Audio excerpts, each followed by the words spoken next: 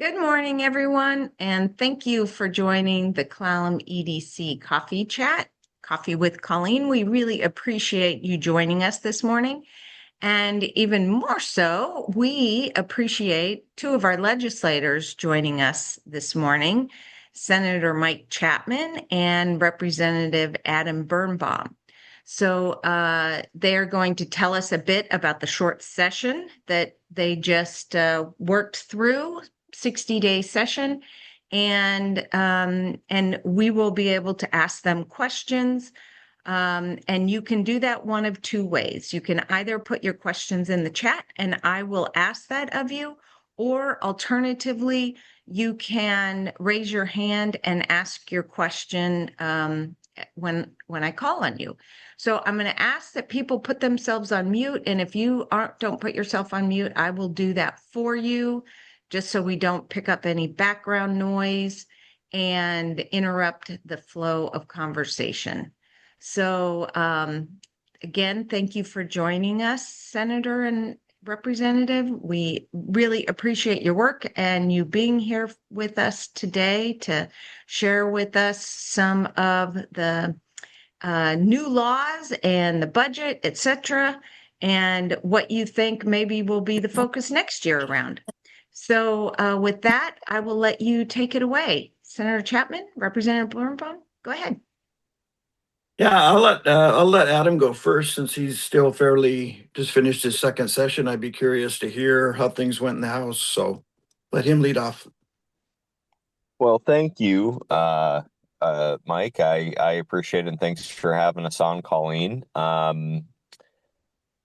Well, it was a mercifully short session. That's true. This year, I think the theme of this year is still trying to get the budget balanced. That and the new high earners tax are the two things that I think most people are paying attention to, and those are the two, um, those are kind of the two sources of motivating action behind a lot of what happened. So it was once again a very challenging year in terms of getting anything into the budget or defending funding of the budget. And I honestly was pleasantly surprised at how little got cut when all was said and done. I was expecting deeper cuts in a lot of areas. We had um, a positive revenue estimate that came through at one point that relieved some of the pressure. A few of the big things that I was looking at were the maintaining 340B funding that was out in the governor's budget.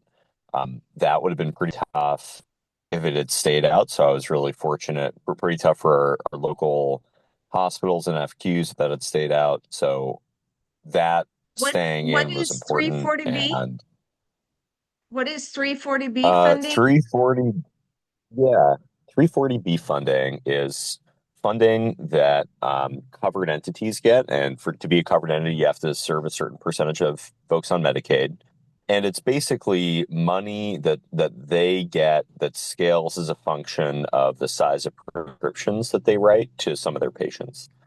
Okay. So in the 1990s, it's a federal program, and the feds decided, hey, we see escalating drug prices as a real issue for the VA, and this is a way to make sure that as drug prices go up, hospitals that are mostly serving poor folks are don't get washed. And there was a push to basically to eliminate it. So it would have been a small revenue savings to the state, a big hit to hospitals.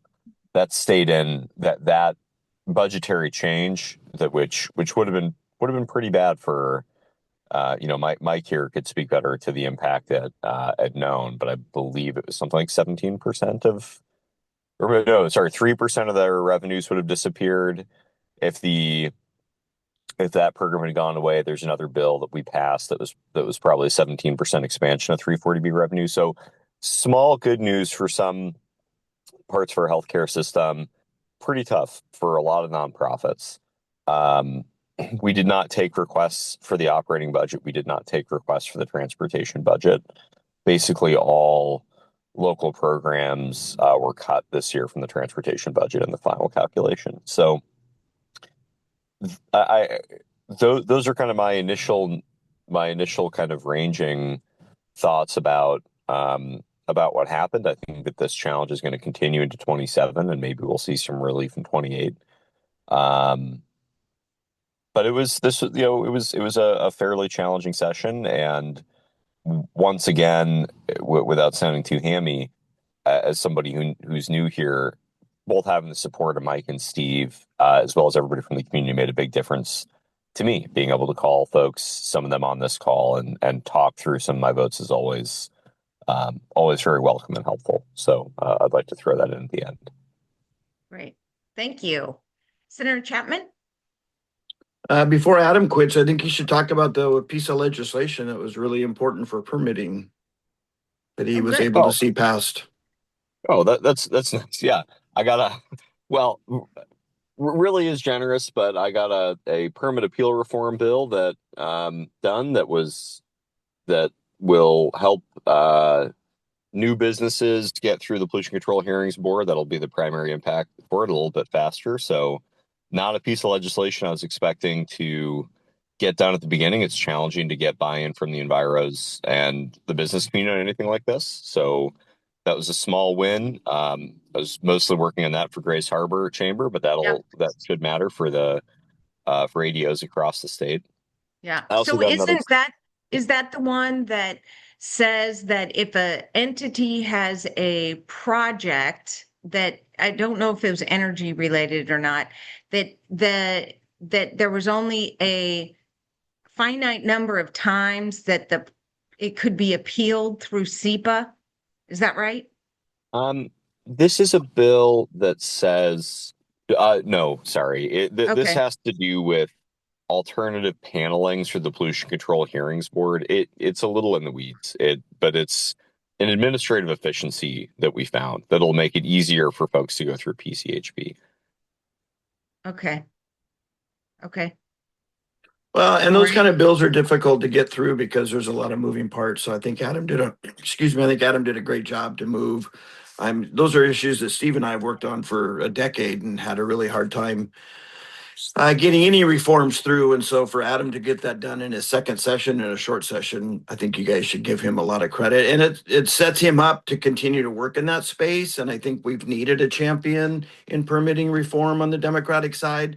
I think Adam's in a really prime position now. I'm not putting too much on him, but I think there's plenty of permit reforms that we could work on. And I know the governor is super interested in this as well. So Adam kind of hit the sweet spot, and I hope that he continues to pick up that ball and run with it. And I think that that's something that would definitely, we hear that a lot around the district and how difficult it can be to get permits. And I think if people go through the hoops and comply with the rules, they should get a permit in a timely manner. And that is something that Governor Ferguson has also made. He's put it now in his State of the State address, or his inaugural address, and his State of the State address. And I know it's something that he's working on his end as the executive branch of government, making sure that people know what the process is. It doesn't mean we're going to relax things, but it does mean that if people comply in a timely manner, they should get an answer, and they should know why they got or didn't get their permit. And I think these aren't just for development permits. A lot of times these are for efficiency permits. These are mills that may want to bring in new equipment, and they still need to get an air pollution. I mean, they still have to go through the pollution control board. So I think it's also on our environment. We've had salmon recovery projects that have had a hard time getting permitted. Think about that, trying to do something right for fish, for the environment, and they still can't get permitted. So I think people assume permitting reform is only for big, large scale development. And in Washington state, that's actually not true. And we see a lot of projects that get way slowed down and bogged down through permitting. And even though they're good projects and probably have broad community support, and that just is something that the previous administration in Olympia did not make a priority. And I think Governor Ferguson, to his credit, and I think he deserves a lot of credit to raise that. And I'm hopeful that Adam will continue to work in this space, and I'll be glad to help him with that. So with that, Again, I just wanted to give him credit because I think it's one of those things that can get lost. It's not going to get a lot of flashy headlines, but it was good legislative work, and it's the kind of legislative work that we need more of. Not headline grabbing, but roll up your sleeves and get the job done kind of work. And I think Yeah. Adam has proved that he's done that. I'll just add on. Obviously, budget challenges continue. We already know we're at least $1 billion upside down for the at the start of the next biennial budget. Our budget built in no economic slowdown, and really didn't. Unfortunately, because it was developed, a war broke out during budget development, and now we see inflation even this morning continuing to raise. We have not built in inflationary numbers the likes of what maybe we're going to see over the next 6 months. So that could easily drive another $1 to $2 billion hole in our budget, because everything Washington State does is going to be driven by inflation as well. And then we've not built in any economic slowdown. And I don't know about all of you, but if you look at the course of economic history since the last we had a slowdown during COVID, but the federal government pumped so much money into the system that it was short-lived. But our last true recession was 08, 09. We're looking, we're coming up to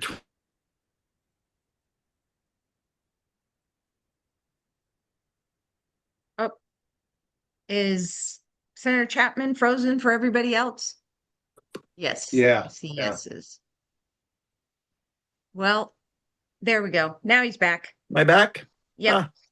All right. So not sure where I left off, but You talked about 2007, 2008 during the recession. yeah. I just think we're not taking, our budget does not take into account any economic slowdown, and I think that's a mistake. So the budget will continue to be a problem, and I think it's another area where Governor Ferguson inherited a budget that was overspent and over appropriated, and he's certainly working hard to bring that under control and working. And he's been a really great partner in the budget process.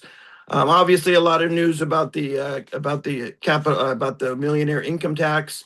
I think what gets lost in all of that is the small business tax break, so that small businesses will see a much larger income level before their small business tax kicks in. And the governor has continued to also wanted to expand the working families tax credit, which is a direct tax rebate to low and moderate families. And so you can apply for that right on your federal income tax and get that rebate. And I think the governor was right to say that he wanted 35 to 45% of the new revenue to be for tax relief for the state. And I think he's not done on that. I think he accepted a level.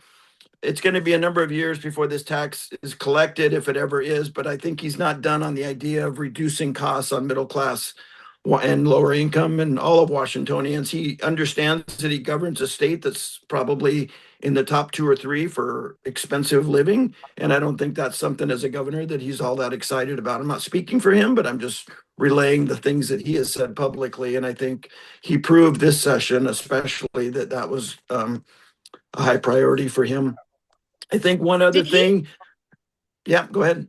Did he meet with the legislators more regularly than, say, Inslee did? I know I've heard that Governor Gregoire was always on the Hill and, talking about laws and negotiating and trying to come up with ideas. And then Inslee was much more removed. How would you describe Governor Ferguson's process through the legislative session? Well, I mean, just for me personally, I've had much more contact with the governor in his 2 short sessions, or a year and 3 months, than I had with Governor Inslee, working with him for 8 years. It's not hard to get above 0, so I guess that would be. But I did have a chance. I actually have had meetings with the governor in his office, just him and I. We communicate. I pick up the phone, we chat quite a bit, and he has been definitely working with legislators and getting our input. And I think one thing that gets lost is that the North Olympic Peninsula is very special to the governor. He's made he proposed to his wife on the Dungeness Spit, and he has family, and I think he's got family out here still. So anyway, he knows what the area is about, and I think he's been a much more hands-on governor with the legislative process. I do know that he kind of came into our caucus room and chatted with us. He's chatted in the hallways. I've actually just run into him a few times. And then, like I said, he picks up the phone and calls. And if I call him, he gets right back to me. So it's a nice conversation that we can have on behalf of the district.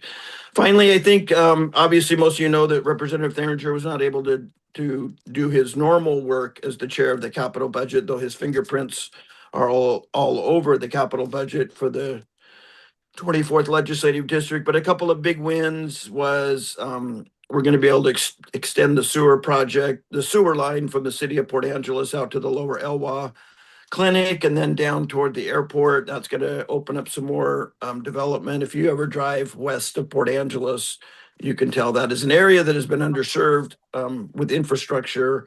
And certainly that was a really big project. The new railroad bridge project for the Jamestown is funded in the capital budget, so we'll get a brand new bridge there, so they won't have to close off that trail. For the out on the coast, I was able to get we were able to get some money in to help the Hoh tribe relocate to higher ground, which we know is super important to them. We have new schools being built on the north coast, and then we are continuing Pacific Beach, North Beach, and Hoquiam schools are next for brand new schools out of the tsunami zone, and that's a huge investment that we've made in small schools on the coast. And the Quinault tribe will get a new courthouse also out of the tsunami zone, joining their high school and middle school and grade school that's moving out of the tsunami zone. So those are some of the bigger things that we got in the capital budget. And I guess it's time to go to questions probably. Okay, great. If I could flip around very briefly and Please. and pay Mike a compliment. The 24th LD has historically had a lot of involvement in the capital budget because Mike was writing the House version, and Mike certainly had a lot to do with this capital budget, but from afar. And he's trying to be supportive of his fellow legislators. There's a new rep, Lisa Callan, who's great, and she's taken over as capital budget chair. Maybe she's interim capital budget chair, but Mike truly held it down and delivered a ton of wins for the district in his role as vice chair of capital in the Senate. For these budgets, and maybe people realize this, maybe they don't.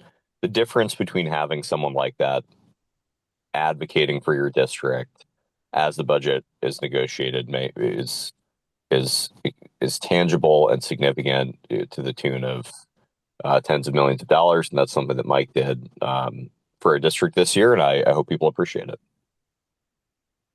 Great, thank you. Before we go into the questions, there was one thing I wanted to bring up. We were talking about permit reform, and I just wanted to share that I recently talked to the owners of the Red Lion in Port Angeles, and they were talking about, doing a big remodel or beyond a remodel, like even potentially rebuilding there and a new, beautiful new facility. They have the Capitol. I was talking to them about it in the context of it being an opportunity zone. And they said that they had a study done that would determine what kind of permits and what the process would be. And between the shoreline permit process to remodel their hotel, and then also, looking for cultural artifacts potentially, that they just determined the process would be too difficult and too costly. And so they don't have any intention of doing anything other than repainting. So, they're putting their money in other places, which is just too bad. And anyway, I just wanted to share that with you, and happy to put you in contact with them. But I know we'd love to improve our downtown waterfront area in Port Angeles. And I think that the current structure of permitting requirements is just causing people not to invest. So I'm going to go to questions here. Lori says the Blake fix. How are you measuring its impact locally? And are you hearing from the community about the unintended consequences of reduced legal consequences with regard to meth, fentanyl, and heroin? I'll take a brief, short bite at the apple. I Yeah, yes, it is something that I hear about the community from. It's I don't know what like I think that because the data for like that the I haven't looked at the statistics personally recently. I know that the data that gets reported generally around anything to do with crime is um, pretty open and pretty ubiquitous. It's not challenging to find. I also think that there's a gap just in my conversations with community members and law enforcement between the perception of disorderliness and what's tracked in the statistics. And there's a lot of behavior that I think people find unpleasant, and like having people who are strung out or who are incoherent, that creates a feeling of unease, and I think it creates a feeling of disorder, whether or not that behavior has ever constituted a crime, right? It's easy to bunch a lot of different things together.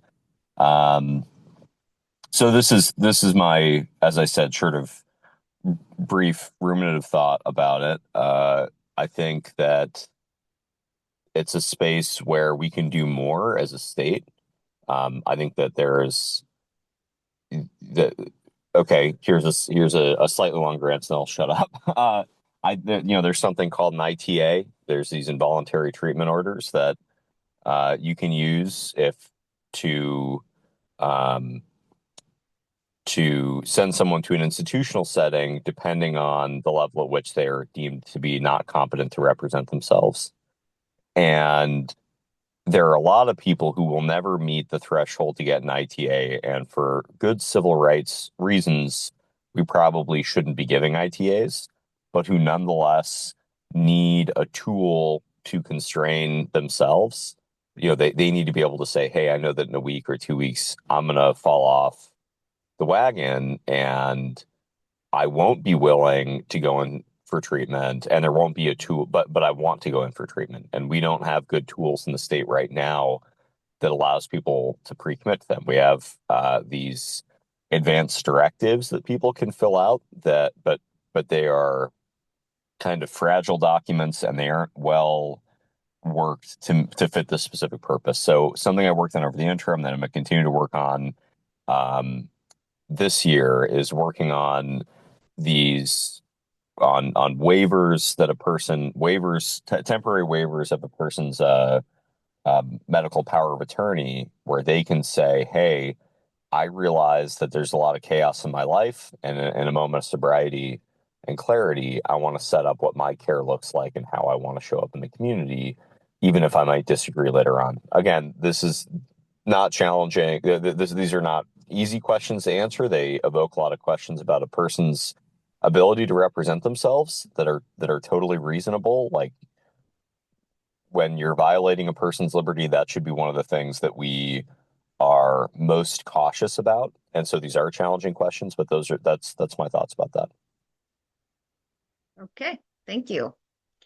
I've had personal experience with that kind of thing, and with a relative. And when it was my son was living here, uh, he was very sick and would have been much better off being sent to a facility, and they deemed he didn't meet the threshold. But in North Carolina, that's not a requirement. And he was getting sick just because they had changed his meds, and was getting sick, and then they immediately put him into a a hospital, and he was better in 3 days and was back to his normal, stable self. And it definitely was like it stopped the spiral.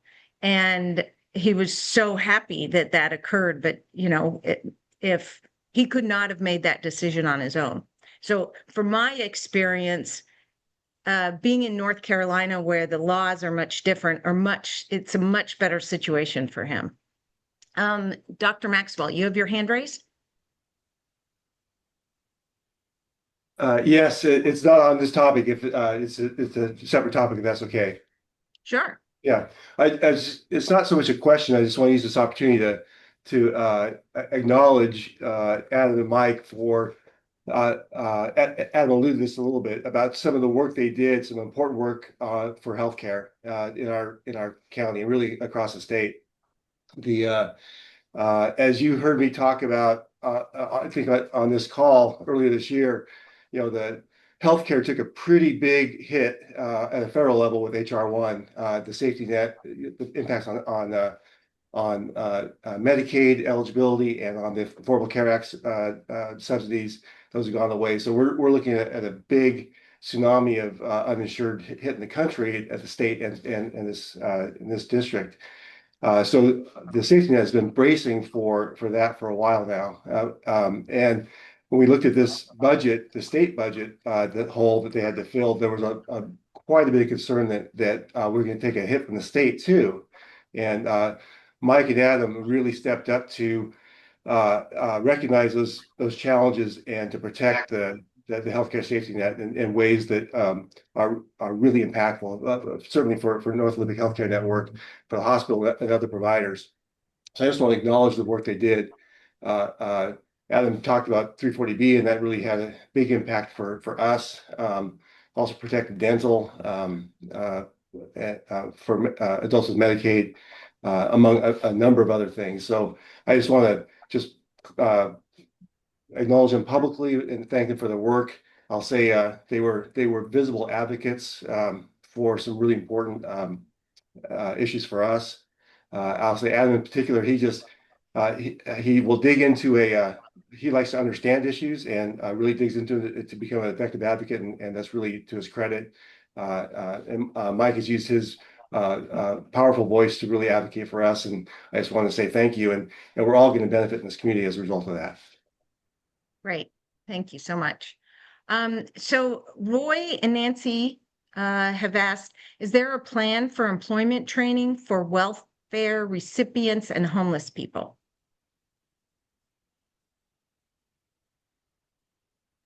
Let me just follow up real quick on what Dr. Maxwell said. It's just funny, but obviously this is a program that Big Pharma opposed mightily, and at one point they had over 60 lobbyists working the halls of Olympia. So we got beat up pretty good, and it was still a good program. We expanded it, and I think it's a big win in the face of, we've never seen that kind of lobbying pressure on any issue with so many out-of-town lobbyists. They were coming from California, from the South, from Texas, and from Washington, D.C. So Why it was were a they huge... against it?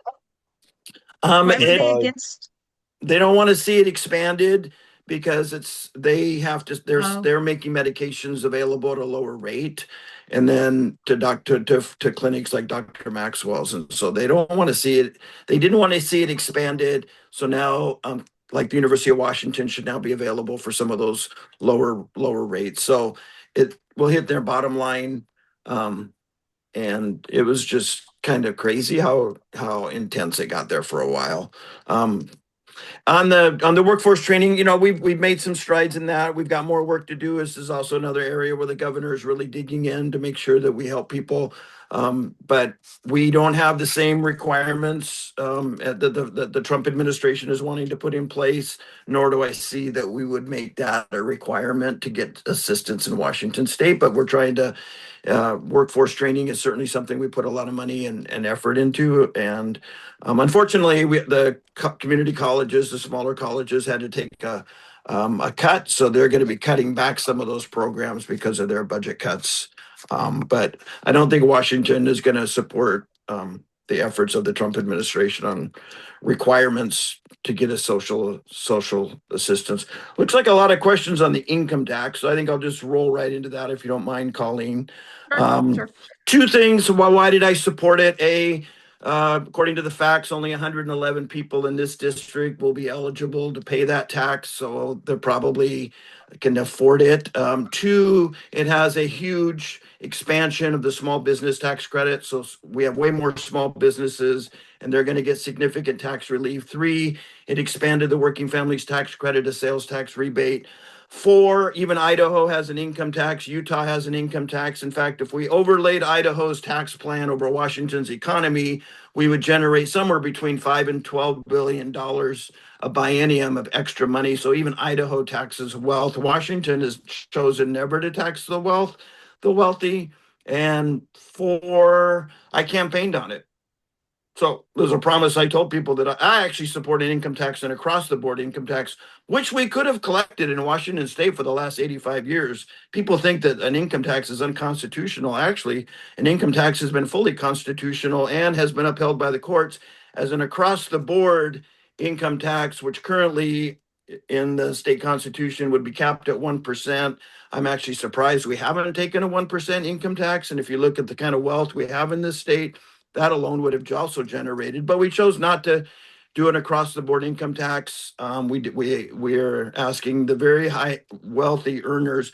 Some people have said, well, and there's a question about home builders. What if they do 4 homes a year and make $1 million? It's not on your, unlike the state business and occupation tax, which is just on your revenue without any deductions. This income tax would be based on your adjusted gross income for the federal government. And, you'd also be able to take a deduction. So I'm always kind of surprised on things like capital gains and income. People would rather send their money to DC, okay, and not send it to the state to help local schools and local governments. I don't understand that. So I'm have been and will continue to be a big fan of raising taxes to support our local schools.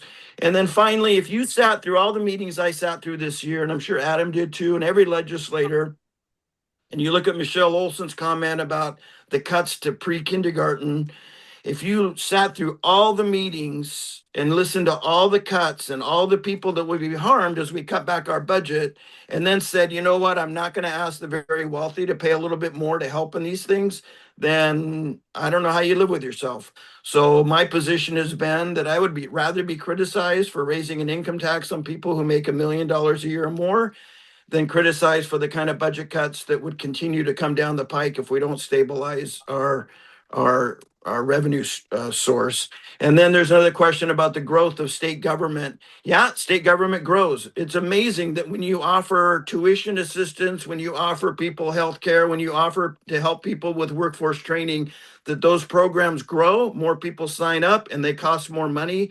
And then I think Washington State has a lot to be proud of. There's clinics like Mike that has provided health care to so many people in this district, and that has cost a lot of money, and a lot of people have taken advantage of Washington's expansion of Apple Care and the Medicaid services and workforce training and free college tuition and housing assistance around the state. So yep, our budget has grown. We have helped a lot of people, and Washington is still providing for its people and not protecting the very wealthy amongst us. And again, I'd rather be criticized for helping people get health care, education, workforce training, and the assistance that they need than be criticized. And I'd rather be criticized for raising taxes and growing the size of state government. And Washington is a growing state, and it continues to be a growing state, and it continues to be a state where people want to live here and move here, and you all live here, and you all moved here, and you're not leaving for Idaho or Texas or Florida. We saw recently that the guy that started Starbucks left for Florida. Okay, well, let me know how that feels in August, and let me know how you enjoy Florida in August. But we all choose to live here for a lot of reasons, and I think this state has a lot to be proud of. The governor's going to get a little bit stronger handle on the budget and make sure that the money's going to the places that help people the most. But at the end of the day, if we didn't have an income tax and we didn't raise the capital gains tax, we would have higher sales tax, higher small business tax, and higher property tax. So on all of this, you haven't seen a statewide property tax increase. In all of the budget challenges, you didn't see when you go to Walmart, you didn't see an increase in the state's portion of sales tax for when you buy things at the store. So I think we've tried, and our small businesses we're trying to expand. We want to get to, like the governor said, he wants to have $800,000 of revenue tax free as small businesses. We think we can get there, and I think that's a worthy goal. So those are my thoughts on that. I understand people disagree, and I understand. Trust me, criticize me all you want for the millionaire income tax. What was painful was watching all the budget cuts, including the pre-kindergarten for these 3-year-olds who are going to lose access. And we know it changes lives. We know these kids are going to perform better. And that was the most, honestly, I should just walk away at losing pre-kindergarten. That is a total, utter failure on our part. And I'm disgusted by it. And I think it's a travesty that 3-year-olds are not part of considered the fundamental promise of a basic education for every kid. And I'll raise taxes forever if we can get every 3-year-old into the pre-kindergarten program. So again, I'm a Democrat, and I believe in government, and I believe in a government that works for everybody.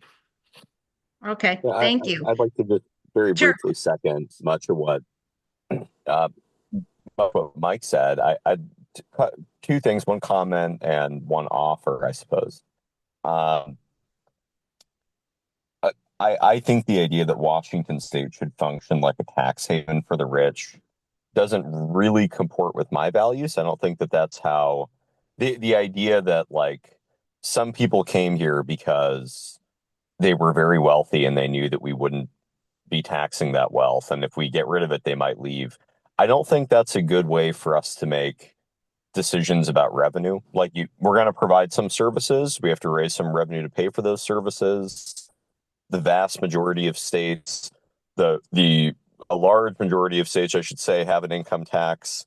The only state where the legal precedent that was blocking us from having a progressive income tax has been overturned, even though the Colton decision itself has not been overturned. Like that, people say it's not constitutional. It's a line in our state's constitution that was interpreted in a very unique way.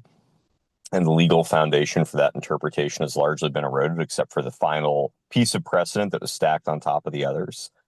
And I will also just strongly second, my day is cut up into 15-minute meetings during session. The overwhelming majority of those are with people who I know in the community who are running a nonprofit, or they're working for a business, or they are working for a provider of social services, and they're describing the way that these cuts will result in them losing their jobs, their nonprofit not being able, I think those are the people that you would want me to be having empathy for, and to be thinking about when I'm making decisions. And that's what I kept in mind. That was one of the things I kept in mind when I was voting for the tax. I think that here's the offer. I know some of the questions have to do with individual businesses. The bill changed a lot over the course of its development. In the final version, there's a 70% profit and loss carry forward. This is something that I and others, but this legitimately was one of the things that I conditioned my vote on the bill on earlier on. I want to make sure that this tax is hitting people who are generating this. You could think of this as a tax on the second $1 million of income that you earn each year. So if you're a small construction company and you have a profit of $1.2 million, but you had losses last year because you were building those houses, depending on the size, I mean, almost certainly you are not paying anything. There's a B&O tax credit. Whatever B&O you were paying gets credited. I don't want to misspeak. I believe to an extent. That or the B&O deduction is claimable against your any income that you would pay, that income tax you would eventually pay. I think so anyway, the offer is this. what I'd be happy to do truly with any business owners on this call, anybody who has questions about it, happy to get a cup of coffee with them and sit down and look at the way the tax is structured now would end up paying their business. The goal is not for nobody to pay it, but the goal certainly is not for business owners to be losing revenue that would go that is really a part of their business. And I think that is reflected in the taxes structured. As Mike said, the majority, that there's like 100 people or something in our district that will pay it, and most of these are people that just have really nice jobs that are going to end up paying those taxes. Oh, actually, sorry, someone say one thing about the growth of government, our growth for a budget. And this is genuinely confusing. So there's a difference between the size of the budget in terms of the total money we put out, state and federal. I think I saw numbers in the chat here that we're looking at those, looking at the federal numbers. It's talking about like $160 billion a year. A lot of this has to do with changes that are out of the state's control. The things that are within the state's control, those services that we provide. When you think about what we are doing now in Washington, one, like Mike said, we're providing a lot of services that people want, that are popular, and that people have asked us to provide. Another thing to think about, though, is that our sales tax hasn't increased, our property tax hasn't increased. A lot of the growth in our economy has been growth in the services sector. We mostly rolled back the sales tax on services this year, and at some point, the tax rates can't stay the same if most of the economic growth happens in something that we aren't going to tax. And philosophically, I think the less regressive our tax structure we can have, the better. Like, I think that I voted against that sales tax on services large because I think it was kind of rushed. But I think that there's a good principled argument. I get people's frustration when they're looking at the budget every year and they're like, man, you guys can't keep this thing balanced. What's going on? I think that's a totally fair concern. Part of the problem is that our revenue doesn't index the stuff that's actually growing in the economy. If mostly we have growth in services and we aren't taxing services, if mostly we have growth in income but we aren't taxing income, of course the budget is going to end up out of balance. And while it's true that people don't like to see their taxes go up, people seem to dislike their services going away more. And so it's a challenge. And it's a challenge that I don't think there's a perfect way to walk. Like, certainly we're going to make mistakes from time to time. I can tell you that the values that motivate the decisions that we make have to do with making sure that we don't pass a budget that makes people go hungry. We don't pass a budget that makes people die. Those truly are the things that we talk about in the caucus room. And, you can always do a better job. These aren't always easy questions. Okay, thank you. So we have 15 minutes left and lots of questions here. So I see Superintendent Michelle Olson from Port Angeles School District asked about specifically the pre-kindergarten. Says that with the recent reduction in funding of just over 30%, districts like Port Angeles, currently funded for 29 seats, will reduce access to 20 students. How did your visit influence your thinking, and what additional information would be helpful as you consider future funding decisions? Yeah, I touched on that. Again, it influenced my thinking by realizing we can't cut those programs. It should be part of considered basic ed, but it isn't constitutionally. That is something the legislature's looking at, whether we can make that part of the requirement. And number two, it's why we raise taxes to down the road. Hopefully our budget, we can continue. We should expand that program, and every 3-year-old should have access to that program, and every parent should have access. We had to cut back many slots for childcare, which I think really does impact our economy in our state when young moms who need to get back into the workforce or want to for various reasons, or maybe they were the main breadwinner, but both parents are working, they need access to childcare. So those are some of the cuts we made, and that's why some of the tax increases that we took are so important. And it's why the governor laid out a plan to shore up the budget, why we used some of our rainy day funds so the cuts weren't even more draconian. So it's a real loss. I can't understate how painful it is to see the loss of the pre-kindergarten program and the loss of those funds. So Thank you. So Dr. Sarah asks about the all payer claims database. And can you explain why sole source opioid reporting contract is being routed to Washington State Hospital Association in a setting where hospitals may pay to submit data and then pay again to access related reporting while other qualified firms may have difficulty competing? Are there legislative or policy changes needed to ensure public data infrastructure is used in a way that promotes transparency, fair access, and broader competition? That's an interesting question. I don't know enough about the specifics of how the data is shared through the claims database.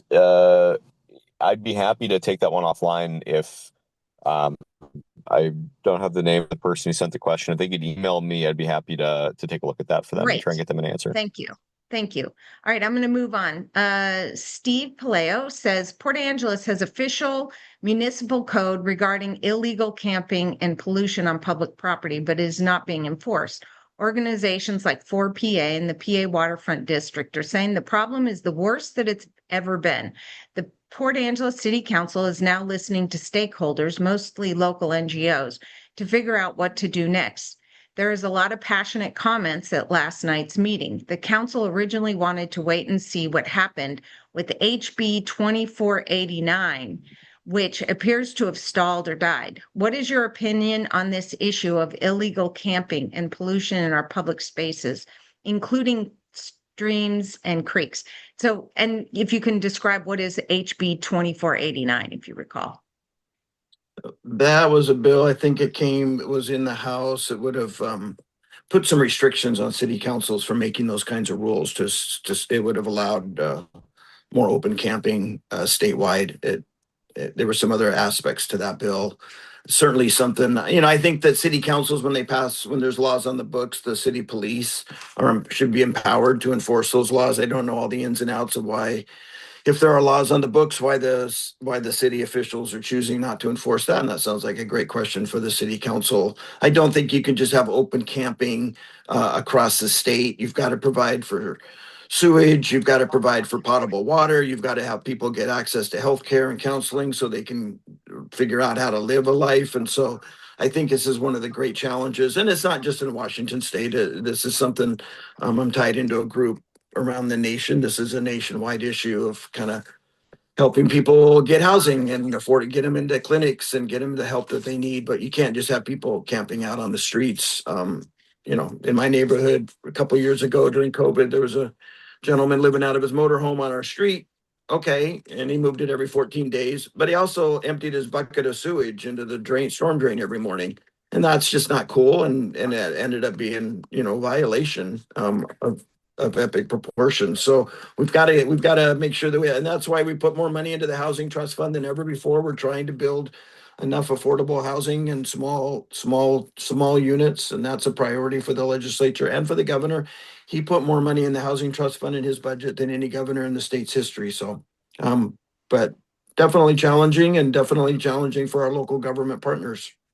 Got it. Thank you. So Roy has his hand up. Roy?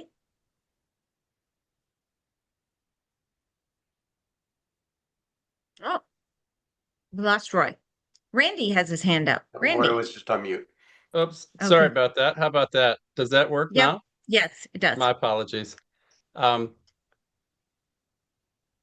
guess so. I'm thinking of housing I know Representative Bernbaum we overlapped on a day when we hosted an offsite housing / modular construction roundtable in Port Angeles. Senator Chapman, it sounds like you're having a lot more interaction with the governor. I guess what I'm wondering is, can you speak to, or are you getting a sense for, how does that get implemented? How does this commitment to housing at a state level, a big growth in the housing trust fund, how does it get, I mean, I have some ideas, but I'd like to hear what you think. How does it get realized on the ground, and specifically on the north, in Clallam County? Any thoughts or any sort of insights? I think Well, I think that the so much of the money goes into the I-5 corridor where they can build 10 and 12 and 15-story buildings. And I guess this for our area, I don't know. I wonder how many people want to see 10 and 12 and 15-story low-income housing between here and Squim. So I do think we're with growth management, with our two-lane, our highway limitations. But I do think that, like, we were able to put, I think it was $2 or $3 million to help the city of Port Angeles extend sewer and electric and the infrastructure into an area west of town, or hopefully some more low-income housing by local contractors can be built. So we've tried to do that. I think the sewer line extension to the Elwha will also open up some areas where maybe some smaller housing can be built. But I think that, on scale, I think we're going to really struggle to ever have the kind of size and scale that Tacoma, Seattle, and the I-5 corridor want to have. That's always going to be a challenge. It is interesting that I hear from people who want more growth out here. They want more pavement poured, and then they complain about what Seattle's like. So I do think, as a area, are going to have to kind of figure out, are we literally going to run 4-lane highways from the Hood Canal Bridge all the way to Forks? Are we really going to pour pavement everywhere? Are we really going to have 200,000 people living out here in 20 years like some people want? I mean, I don't know, because then we just look like the Aurora Avenue. People complain about when we do road projects, and yet we're trying to make road projects that don't look like Aurora Avenue. So I think as an area, I do think we're at a cusp of, what do we want to look like in 20 years? And if we want to look like North Seattle, great. We can pour pavement, we can build high buildings, we can relax the codes, and we can probably have another 50,000 people move out here. I don't know that most people who moved here because they want to live in North Seattle, or what that looks like. So I do think we have to protect a little bit of what we have left here, and it's a pretty special place on earth. It's why I'm opposing logging everything and clear cutting everything and imperiling our streams as our glaciers recede. I mean, we have to look further down the road, folks. But if we don't, then we can look like North Seattle. And I don't know that that's what people want. But these are great challenges. I do know that the more housing we provide, the more people will come here for that housing. So I do think we want to make sure we take care of the folks that are here. But I'm always befuddled by people who want more growth, more housing, more density, and then they turn around and complain about Seattle. So I don't understand that. But yeah. Commissioner Johnson, you have a question? A couple of things. First of all, I want to thank the entire delegation. The ability of our delegation to procure capital that is so needed, and people won't see it right away, but that sewer system that's going to be in place to help housing and on and on. I just have to give kudos to them, and certainly Steve too. But I mean, I so much appreciate everything you've done. And Mike, I've got to tell you, I never thought I'd see the vets bill make it. You and I started on that. I don't know when, what, 8 years ago, whatever, and it actually got through. So thank you so much, and Adam too, very much so. Now I'm going to wear my county hat. The whole issue of public defense, as we know, compliments of the Supreme Court raising our cost on a continuing basis for the next 10 years, which will probably triple those costs. And I wonder if you have a thought about how this is going to get solved, hopefully with help from the state. So there was, I believe, $150 million in the millionaire's tax specifically earmarked. Initially, it was just for public defense. I think that that language changed, and the funds are in the budget. I believe it's 200 million for counties for general relief. That is that's the most tangible thing that I've seen. I anticipate that further funds will flow to the county, that partially those funds were offsetting lost revenue to the county from the sales tax, the sales tax cuts that were in that bill. We cut sales tax on diapers, over-the-counter medicine, So the counties lost a bit of money there. Depending on how you count it, they lost money from the rollback, the sales tax on services.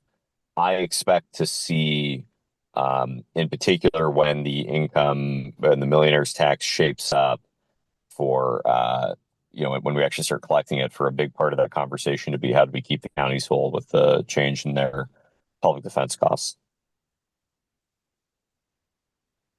How much of that 200 million or 150 million would end up filtering to Clallam County, do you expect? It would be whatever Clallam County's portion of it would be, I believe, on a per capita basis. But I would need to double check that. So about 1%, or about 1% of the state's population? I think so. Let me double check that, Colleen. Yeah, I think the judicial folks, it won't be enough. Let's just call it that. It won't be enough. It won't make them whole, and they'll continue to have a drain on their budget. But reading in the paper this week, Randy, it looks like your budget's in pretty good shape. So better shape than the states. So I'm not sure how much of a partner the state's going to be going forward with news like that. But congratulations on stabilizing your finances and having a more robust reserve account than probably ever at this point. So nice job. No, so say we're in better shape than the state doesn't give me a lot of solace. I'm sorry. Well, you see, you have a reserve. We drained ours down to virtually nothing. So we do have that. What is the county's reserve, Commissioner Johnson? Right now, about 34% of our costs, if I recall, it finished at about $16 million. Just so you know. Okay. That's a little bit of a misnomer because we had some state funding was paid forward for jail program that we have. So that's about 3 million of that. So, but still, that's, ever since I've been there, we've watched our reserves. Being quite honest, when Senator Chapman was the county commissioner, one of the important message he left was keep adequate reserves, because I think he had been through the 2008, 9, 10, 11, 12 debacle, difficult times, and certainly we've endeavored to do that. So, and that's important for your bond ratings, to be able to borrow money at a reasonable rate. If in fact we go out for bonds, of course we haven't. We keep looking at that as an alternative, but yes, correct. Okay, thank you. All right. Well, we have hit the 9 o'clock hour and got through most of the questions. I think you addressed most of those. So thank you so much for joining us today. And later today, we should have this recording up on our website or on our YouTube channel. And so if you want to share it with anyone there, if I can figure out how to do it, since Mitch is on vacation and skiing in Whistler this week. Anyway, thank you very much for joining us, Representative Bernbaum and Senator Chapman and everyone else. We really appreciate you joining us. All right. Enjoy your day, everyone. Thank you. Thank you. Thanks. Thanks. Thank you, guys.